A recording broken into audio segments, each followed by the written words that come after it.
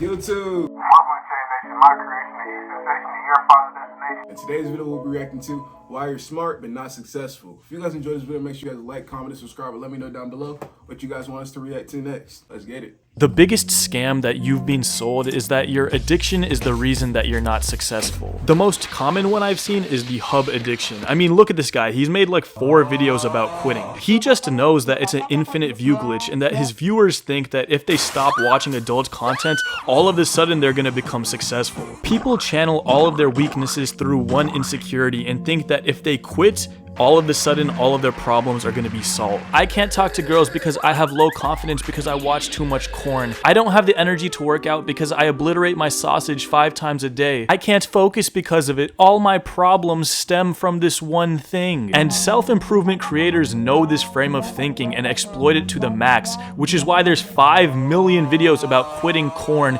and very few about taking active steps towards your goals. Because you wanna know the brutal truth? Your addiction isn't the problem, you have a skill issue. Sure, of course you shouldn't abuse adult content, nicotine, food, material possessions, but just by quitting those things doesn't mean you're all of a sudden gonna become successful. And this is extremely easy to prove. All I need to do is point at successful people who openly have addictions, and I know and you know plenty of unsuccessful people who have no such vices. Kanye West self-admittedly said that at the age of 5 he found one of his dad's dirty magazines and was addicted from that point on. Now, the fact that that happened was a bad thing, but even despite the addiction, Kanye West became one of the greatest and most influential musicians and fashion designers in the world. You should quit or drastically reduce the amount of adult content that you watch, but even if you can't, don't act like that's the reason that you aren't achieving your goals. You could wake up at 5 every morning, take a cold shower, meditate, have your coffee, and get sunlight in your eyes like Andrew Huberman, but if you aren't directly working on the tasks that are relevant towards your goals,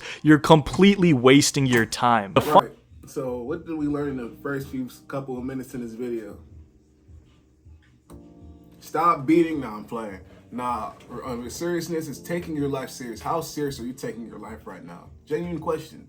A lot of us are just living day by day, trying to deceive, well, we're lying to ourselves, telling ourselves that we're aiming for something, we're doing something, we're doing enough, you know what I'm saying? The reality is, yeah, we both know what it is, all right?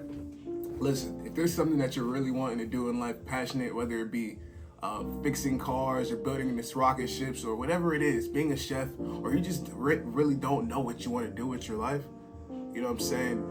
I would, me personally, if I didn't know what I wanted to do with my life, a good start would be just explore, you know what I'm saying? Go out, you know what I mean? Just don't be afraid to, or let's say that you don't know what you want to do with your life, right? And on top of that, you're afraid of being outside. You're afraid of stepping out of your comfort zone. Well, how the hell do you think you're going to overcome that? You got to try. You know, I've seen this, I believe I read it somewhere, that the doors are not actually locked, you know what I'm saying? The door might seem locked, but it's not locked. You know what I mean? You just need to push it, you know what I'm saying? Sometimes we just gotta push through and challenge the voices in our head, you know what I'm saying? And go after what we really want. And I just wish everybody success. Keep going. Funniest thing is, you're gonna get beat by the guy who wakes up at 11, obliterates his Johnson while watching Lana Rhoades get quad stuffed first thing in the morning, hits his grapefruit flavored cancer box, but then actually gets to work on what he needs to. You have it backwards. You think that you aren't achieving your goals because of your addictions, but you get addicted because you aren't actively achieving your goals. You feel guilty that you aren't going to the gym or studying or writing or practicing, so you fall back on what gives you comfort. And you think that falling back on what's comfortable is stopping you, but really it's the inaction towards your goals. Because if you were actively working towards your goals, you would have less time to think about your addiction, and therefore would relapse less often. But the fundamental flaw with modern day self-improvement is that it constantly teaches you to think about your addiction. You have to constantly be cognizant of how long it's been since you last busted. In these support groups, the first step is to admit, I am an alcoholic. I am a drug addict. You have to constantly associate yourself with your addiction and let it take up space in your mind. But the simple cure that no one will tell you is to find an environment and a pursuit that's more fulfilling than your current state and addiction. Constantly watching videos about how to quit watching the hub will never make you permanently quit, and more importantly, will never make you get closer to achieving your goals. That's right. Find something. If you really have an addiction, if you really struggle with smoking cigarettes, you really struggle with the obesity, you can't stop snacking, you're skinny, and you literally keep beating yourself up mentally about your condition. Find something that is much more greater than this, that's taking your mental energy to focus on the negatives, and find something that's positive that you can focus on. Like, maybe you're very passionate about puzzles, right? Okay, so aim to become the best puzzleist in the world. I don't even know if that's a thing. But hey, why not go for the best? You know what I'm saying? A lot of us, bro, think about the people that we consider the best nowadays, right? Before they became the best. Why do you think they're the best now, right? Even when somebody told them that, hey, you can't become the best, why didn't they stop when they were told that? Think about it for a second. No, genuinely think about that.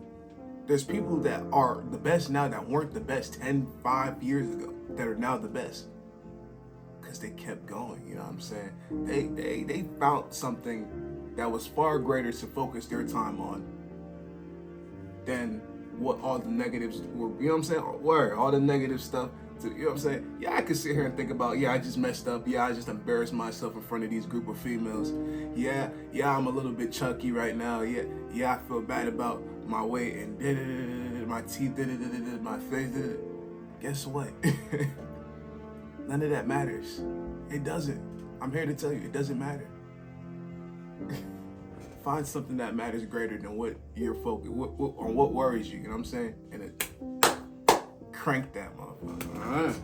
You're not taking any sort of action, and all you're really doing is spending more time concerning yourself thinking about your addiction. Constantly thinking about your addiction is literally just going to make you more likely to relapse. And what you don't understand is that your addiction is not the reason that all of your problems exist, and that quitting your addiction will not magically solve all your problems. You think that you can't talk to women because you're addicted to watching the hub, but that's wrong. You can't talk to women because you don't know how. And the only way you'll learn how is through talking to them even when you're nervous or don't know what to say. And like with any skill, you'll only get better through talking to more women and understanding what communicational triggers will make them like you or not like you. One thing also I want to say is don't be afraid of failure, okay?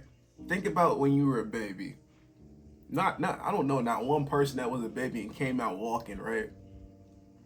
Eventually, before you actually learn how to walk, you fell countless times, right? You fell countless times. But at the end of all of it, look at you now. A majority of us are all walking by the grace of God. Some of us were less fortunate. I'm sorry for you. But did you give up? No. Even people with wheelchairs. do you the will to live for them? Wow, man. Listen, man, it's all about perspective, man. Don't be afraid of failure. Failure just means next opportunity. You know what I'm saying? I love it when I fail sometimes. Like I become. You know what? And this is just between us. Don't let nobody else find out. I think I've become a little bit obsessed with my failures, and not in a negative way. When I fail, I look as soon as I get motivated because I know for a fact I'm not gonna let it go like this. I know for a fact I'm not gonna let it go. I'm gonna stay up all night. I'm gonna lose sleep. I might lose sleep. That's the type of stubborn person. Because I'm gonna figure out a way how I can achieve what I feel at. You know what I mean? That's the type of person I am, right? But for you guys, it doesn't have to be that intense. Failure is not the end of the world. You can always come back and try again. You dig?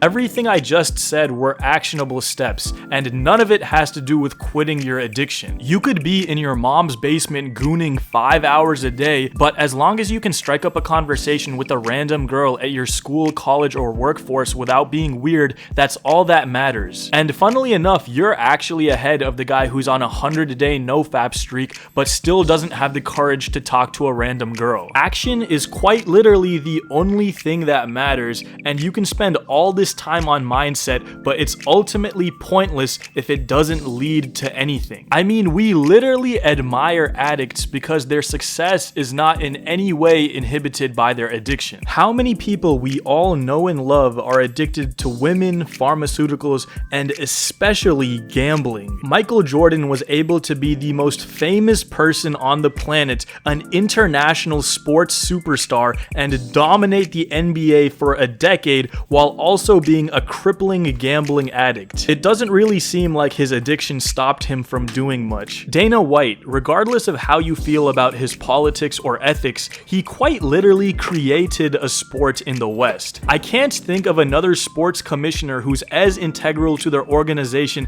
as he is to the UFC. And he was able to accomplish all of that while self-admittedly being a degenerate gambler. It's not mutually exclusive. Being an addict is not going to stop you from achieving your goals. Your addictions are not the reason that you're not successful. You're not successful so you become addicted to make yourself feel better. Action is the only thing that matters.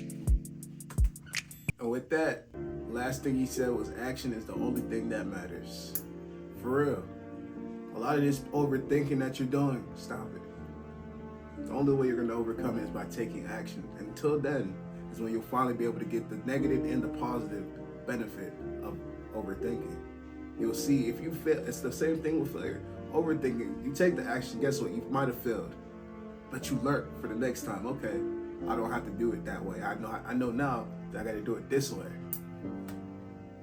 You guys enjoyed the video. Make sure you guys like, comment, and subscribe, and I'll catch you in the next one.